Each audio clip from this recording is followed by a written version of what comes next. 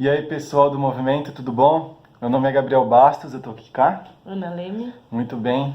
E a gente vai continuar falando sobre o tema ansiedade e depressão. Algo que a gente preza é de que o conhecimento, se ele é verdadeiro, ele vem também de Deus. Então essa é a razão de a gente estar aqui com a psicóloga Ana Leme para responder pra gente essas perguntas. E eu vou começar com a primeira pergunta que a gente tem aqui, que sobrou do encontro, né? Uma tristeza recorrente e diária, que um dia ataca e 1 ou 2 dias depois ataca novamente, pode ser considerada depressão, Ana? Sim, Sim. sim, pode ser considerada depressão, porque a depressão, como você diagnostica uma depressão? Pela tristeza recorrente, né? Se o sentimento dura, vamos dizer, meses, não passa, você sente que não tem prazer nas coisas, não tem felicidade, isso são características que você está com depressão. Então, sim, pode ser que vocês tenham um quadro depressivo. Claro que não dá para falar que é uma depressão leve, moderada ou grave. Isso tem que fazer um psicodiagnóstico elaborado. Mas sim, pode ser uma depressão. Como lidar com a ansiedade de ter um futuro estruturado?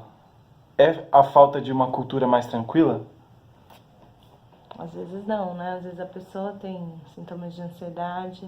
Eu acho que, na verdade, a gente não tem como lidar com o futuro. O futuro é incerto, vamos dizer assim. A gente faz planos, mas não...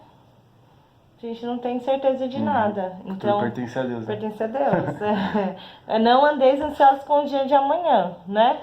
Eu acho que é mais pela Bíblia mesmo que a gente tem esse descanso. A gente tem que ver que o que causa ansiedade, coisas que a gente não tem controle. E o futuro é uma delas.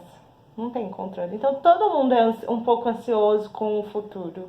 E o futuro nunca é extremamente estruturado, né? Porque a gente quer uma coisa hoje, amanhã já pode ser que seja diferente. A gente sonha uma coisa hoje para amanhã, no meio desse caminho, a gente descobre que se a gente for por um outro caminho é melhor, né? Então, coisas que não fogem ao nosso controle geram ansiedade. Então, eu acho que lidar com isso é você ter um descanso em Deus, você entregar, você saber também que nem tudo que não está no seu controle, você não pode, você tem que se preocupar, você tem que... Coisas que não estão no seu controle vão acontecer, independente se você controle ou não. A gente precisa aprender a viver, né? Viver o hoje, né? Viver... Entender que nem tudo aquilo que a gente quer vai de fato acontecer. De fato, isso vai acontecer. Assim é a vida. E eu acho que a gente, ela fala, a falta de uma cultura tranquila, nunca se teve uma cultura tranquila, né? A gente sempre tem os nossos anseios, as nossas questões, a cultura sempre, o ser humano está sempre se questionando, sempre, né? Nunca, assim, tá tudo bem, não temos problemas, não vamos nos preocupar com o futuro. A humanidade sempre se preocupou com o futuro. E sempre foi uma coisa que não se controla. Planeja, mas não controla. Como lidar com alguém que tem sintomas de depressão e não aceita ajuda, né? Então, na verdade, quando que a gente diagnostica que alguém tem depressão? Quando a pessoa fala, olha, eu tenho uma tristeza, e ela reconhece isso. Eu não posso chegar e falar assim, sua tristeza é depressão. Então, cada um tem que... Como sair da depressão? Quando a pessoa reconhece, né? A primeira parte do tratamento, acho que é com tudo, e com Deus também, é a gente reconhecer. A gente... eu estou sentindo isso. Se a pessoa não reconhece isso, se a pessoa não aceita que ela tem isso, então não dá pra eu dizer que ela tem. Então a pessoa tem que reconhecer primeiro. Às vezes você vê que a pessoa está angustiada, a pessoa está com uma dor, a pessoa até pode estar precisando de ajuda, mas ela não está no momento ainda madura o suficiente para ter essa ajuda. Eu vou tentar, assim, então, desenvolver um pouco mais a pergunta. Vamos imaginar uma pessoa que ela tem sintomas de tristeza, assim, recorrentes, ela se isola socialmente, ela não quer o convívio social. E também você tenta insistir para ela de que ela precisa ir para o meio social e tudo mais. Algo difícil, né? O que você aconselharia? Eu acho que a gente tem que respeitar o tempo de cada um. É o que eu falei até no sábado. Tem horas que o silêncio é terapêutico, né? Eu acho que você não dá pra... A gente só ajuda quem quer ser ajudado. Não dá pra gente ajudar uma pessoa que não reconhece isso, que não quer. Entendeu? Então, às vezes eu acho que você tem que respeitar o momento. A gente ajuda muito mais se a gente chegar nessa pessoa, ficar com ela, então eu vou ficar aqui no quarto com você, então eu vou ficar com você. E não na seguinte questão, a gente vê que a pessoa está se isolando e tal. Não, vamos sair, vamos, não, vamos numa festa, vamos numa balada, vamos na igreja, vamos e ficar forçando isso. Porque a pessoa às vezes não está preparada para isso. E às vezes isso afasta mais ela do meio social. Porque aí ela enxerga pelos olhos do julgamento. Porque a pessoa com depressão, ela tem a perspectiva do mundo pela negatividade. Então ela vai ver isso como uma coisa negativa mais do que uma coisa positiva, que você está tentando ajudá-la. Então tem que respeitar o momento de cada um. Às vezes o silêncio é terapêutico, você tá ali do lado, faz mais a diferença do que você tá dando conselho, falando, querendo levar para sair. Beleza. Como abordar alguém com depressão sobre o amor de Deus? Difícil. Eu acho que alguém que tem depressão só consegue entender o amor de Deus quando essa pessoa consegue se amar, né? A gente não... Quando a gente tem depressão, a ótica da negatividade, a gente está sempre errado, a gente nunca faz as coisas certas, ninguém nos ama, e nem a gente mesmo, porque a tristeza é tanta, profunda, que a gente não consegue se enxergar, a gente não consegue se amar. Então, alguém que tem depressão é difícil de se amar, de enxergar que ele mesmo ama. É difícil enxergar que alguém ama, que Deus ama. Acaba que aqui tá falando de abordar, né? Então é mais na questão comunicativa, chegar para a pessoa. Eu acho que se a gente olhar pela perspectiva também do Evangelho, todas as pessoas, se não for a ação de Deus, do Espírito Santo, né, são impossíveis de se abordar para falar do amor de Deus. Mas é Deus quem nos capacita, né? É algo difícil. Relacionamentos podem causar transtorno depressivo / ansiedade? Como aconselhar uma pessoa nessa situação? Relacionamentos podem causar, sim, depressão, ansiedade, frustração, perda. Mas é por causa mas nós somos seres relacionais. A gente não consegue viver sozinho. Nós somos criados por Deus, seres relacionais. E eu acho que ninguém consegue se relacionar se não se ama, né? Eu acho que relacionamento pode causar tudo isso? Pode. Mas você tem que se amar primeiro, né? Você tem que ter olhos críticos, assim, né? Não críticos demais, você tem que se envolver, mas você se amando primeiro. Não dá pra você depender da outra pessoa. E quando... Eu acho que ninguém aconselha ninguém assim, olha, esse relacionamento te faz mal. A pessoa tem que enxergar, né? Enquanto a pessoa não enxerga que esse relacionamento faz mal, ela não consegue sair. Porque quando o relacionamento faz mal, quando tem uma dependência, e quando tem uma dependência? Quando eu me anulo. Então essa pessoa não tá vivendo para ela e por ela tá vivendo para o outro, pelo outro.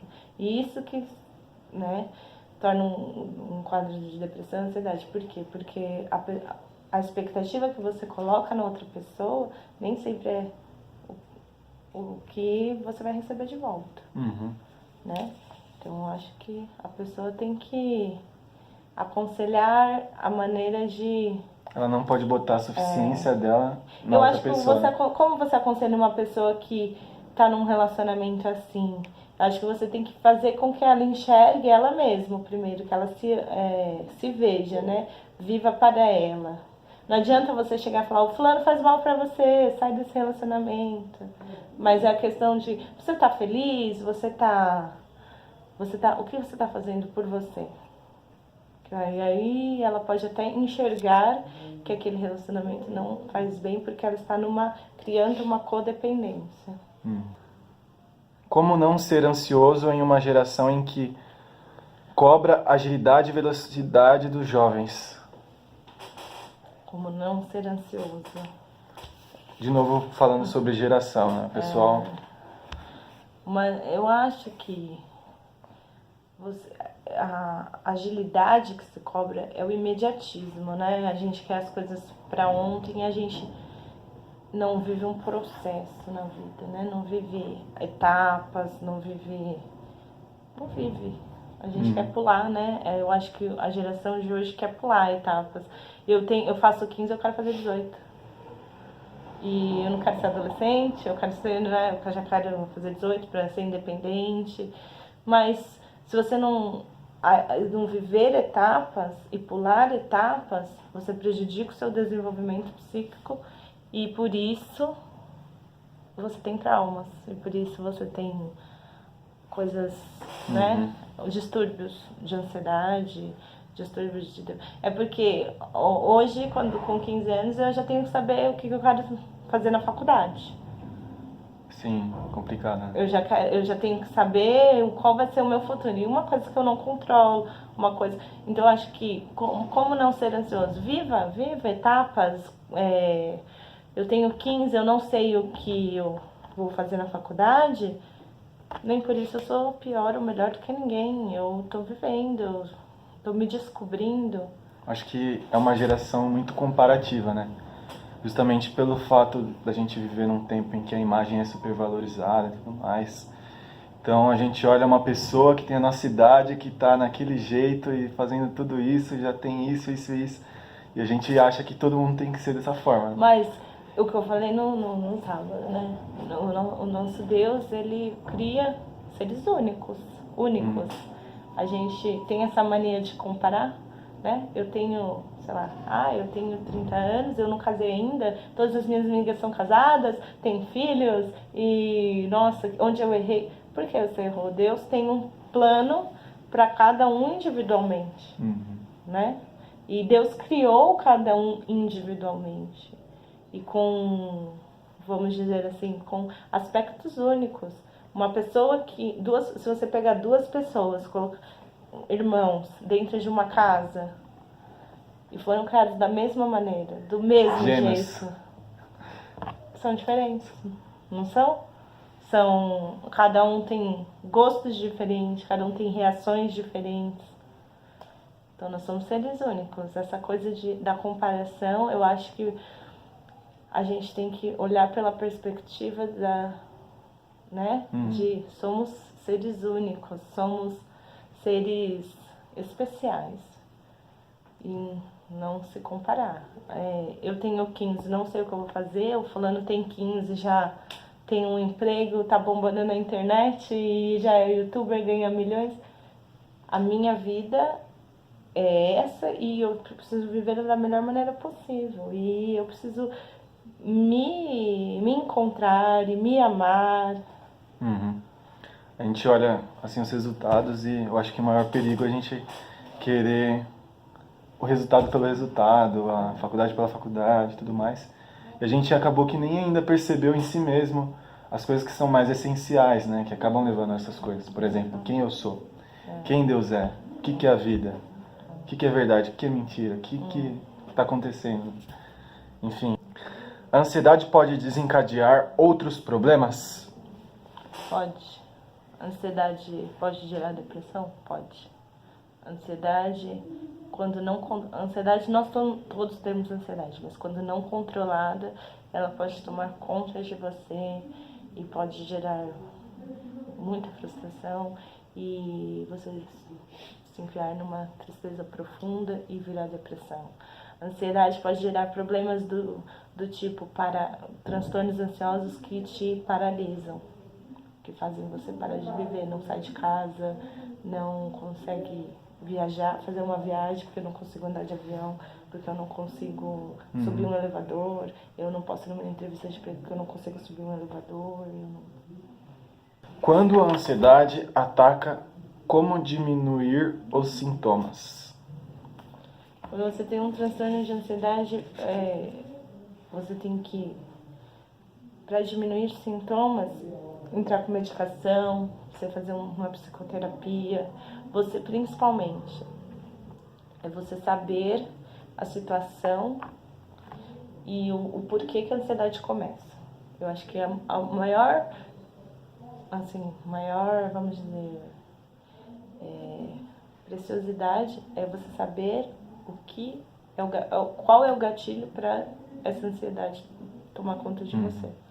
Quando você tem consciência disso, você começa a entrar nas situações e já fala assim, peraí, isso me causa ansiedade. Então, traz isso para a consciência e controla. Você consegue, de alguma maneira, arrumar alternativas que diminuam a sua ansiedade.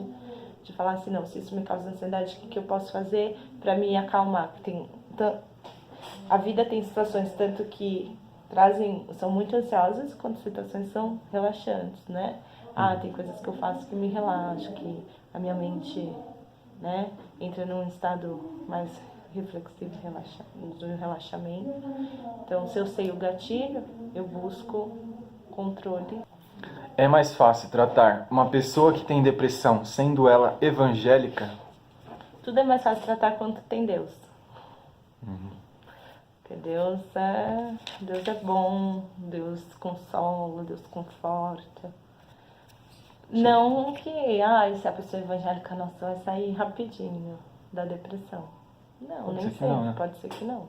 Mas, eu acho que o ser humano, nós somos seres que precisam crer em alguma coisa. E se você crê em Deus, e se você tem essa dimensão de que Deus pode trabalhar na sua vida e você entrega mesmo, é sempre mais fácil. Acho que para viver é mais fácil. A gente pode contar tanto com a ação de Deus agindo na depressão do homem, nos meios naturais, né, com os medicamentos, com a terapia, com o psicólogo e tudo mais. Mas quando a gente olha Deus e o homem, a gente vê também que pode ocorrer o sobrenatural. Que o simples fato, por exemplo, de uma conversão, que é algo que foi mencionado, é algo sobrenatural. Não? E Deus, ele está vivo, ele age. Mas nem todas as pessoas que têm depressão vão ter essa forma de serem curadas, né? O que causa a depressão? Eu falei sábado, muitas coisas podem causar depressão. Um trauma, uma perda, né? Uma rejeição, um sentimento de abandono. Muitas coisas podem causar depressão.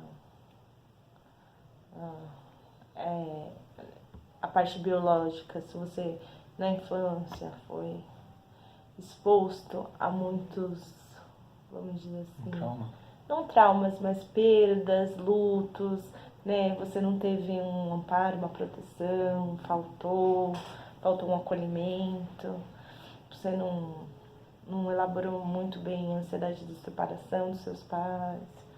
Tudo isso pode causar depressão. Por que Deus permite que as pessoas cristãs sofram depressão? Essa é pro Leonardo. Isso daqui a gente já perguntava pro seminarista. Mas é uma pergunta bem parecida com por que existe o mal, né? O mal existe. E é uma consequência do pecado. Eu como cristã, como que eu vejo? Por que Deus permite? Porque Deus tem um plano. Porque Deus, ele tem um plano de, vamos dizer assim, na sua vida, para o seu crescimento. Porque às vezes você precisa passar por isso para ter um encontro com Deus. Às vezes você precisa passar por isso, né, para você ser, vamos dizer, lapidado. Para você ter uma vida melhor com Deus, sei lá. Por que as pessoas com depressão grave acabam tendo alucinações? Por que o ser humano alucina? Porque não aguenta a realidade. Nossa mente tem uma coisinha protetora lá. Quando a realidade insuportável, eu vou criar uma outra realidade para eu viver nela, entendeu? Então, se meu trauma for tão grande, minha dor for tão grande, eu não aguentar a realidade desse trauma, a realidade dessa dor, eu vou criar uma outra realidade. Eu vou criar um meio de fuga, né? uma maneira de... É uma negação, uma maneira de não sentir. De permanecer existindo de uma forma que lutar, né, com isso. Como lidar com cobranças de si mesmo e dos outros, inseguranças e comparações sendo ansioso? Eu acho que não é porque eu sou ansiosa que eu não sei lidar com isso. Eu acho que ninguém sabe. Essas comparações e cobranças é difícil para todo mundo, né? É porque a gente faz muito isso. Compara e eu tenho que ser melhor, eu sou pior, eu tenho que ser melhor. Eu acho que como lidar? Seja você. Tenha, vamos dizer, certeza do que você é, do que você acredita e defenda isso né? E você vai viver bem melhor. Né? Não compare. Não deixe isso, essas cobranças, essas comparações, fazer com que você seja alguém que você não é, fazer que você queira ser alguma coisa que não é para ser. Vai buscar segurança, né? Segurança em si mesmo, segurança em Deus. Como ajudar alguém que tem depressão e ansiedade? Como ajudar alguém que tem depressão e ansiedade? Eu acho que conversar é muito bom, mas principalmente é compartilhar. Tem um relacionamento com essa pessoa, mas um relacionamento de verdade, profundo. Esteja ali disponível, né? Faça essa pessoa se sentir amada, faça diferença na vida dela. Tem um relacionamento. Como se amar? Como se amar? Enxergando você mesmo, amando Jesus. Eu acho que o principal é você ter um tempo com você mesmo, né? Você enxergar, saber os seus defeitos, mas além assim, saber as suas qualidades, acreditar nisso, confiar nisso. Entender, né? Por exemplo, que a forma como a gente é porque Deus criou a gente assim. Gaste tempo com você, gaste tempo lendo a Bíblia, faça devocional, né? Para você se enxergar, peça isso para Deus te mostrar, para Deus colocar no seu coração e na sua mente o quão especial você é. Como lidar com uma mente que continuamente pensa em histórias tristes? É mudar o foco, né? Eu acho que se você continuamente pensa em história triste, tira essa ótica da negatividade e vamos começar a mudar o foco, perceber o que é feliz ao seu redor. Porque é impossível uma pessoa viver só história triste. Não tem só história triste para contar. É a lente da pessoa, né? Com que ela enxerga a vida. Eu acho que às vezes a gente tem que parar de olhar, não dá certo, tudo não dá certo. Olha pelo lado o que tá dando certo, o que eu tô realizando. Porque é o que a gente estava comentando, essa coisa de cobrança, é porque a gente sempre quer a perfeição, né? A gente sempre quer mais. Eu posso fazer isso legal, mas, nossa, podia ter sido melhor. A gente nunca consegue falar, nossa, que legal, olha o que eu fiz. Evoluir aqui. Acho que é mudar o foco, mudar a perspectiva. Fala. Então, Ana, você tem um fechamento aí pra galera? Então, eu acho que como lidar com depressão, ansiedade, tenha relacionamentos, né? Tenha relacionamentos mais consistentes, profundos, se envolva. E a gente corre riscos em relacionamento, a gente corre risco de viver.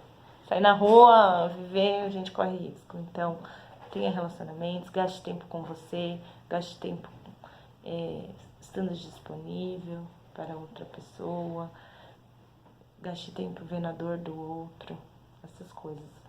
É que nem tem um estudo de Harvard que ele foi feito por décadas, né? Por um longo tempo. Pegou a pessoa lá na juventude, acompanhou até a melhor idade.